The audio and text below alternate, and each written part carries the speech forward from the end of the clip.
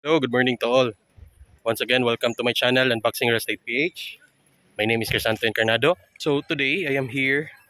Project update tayo ng Golden Haven. And see at my back, ayan, nag-land development na sila.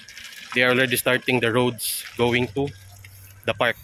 Ayan, at sa kung napapansin nyo ngayon, sinisimulan na rin i-construct yung guardhouse ng Memorial Park.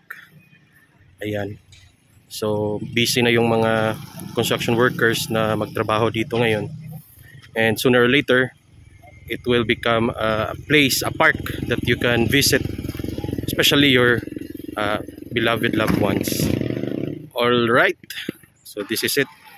Let's have a 360 view on the update of Golden Haven in Purok Panuliran, Iligan City.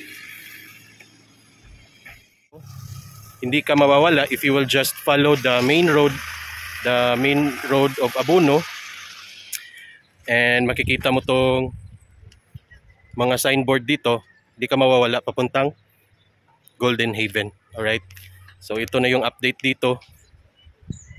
Ongoing na yung land development at saka yung road nila is inaayos na nila. Alright, so nandito pala ako ngayon because I have a site visit in Bill Air. So pumunta muna ako dito just to check and see kung ano na yung update ng Golden Haven, Iligan City. And I hope you will subscribe to my channel, Unboxing Real Estate PH.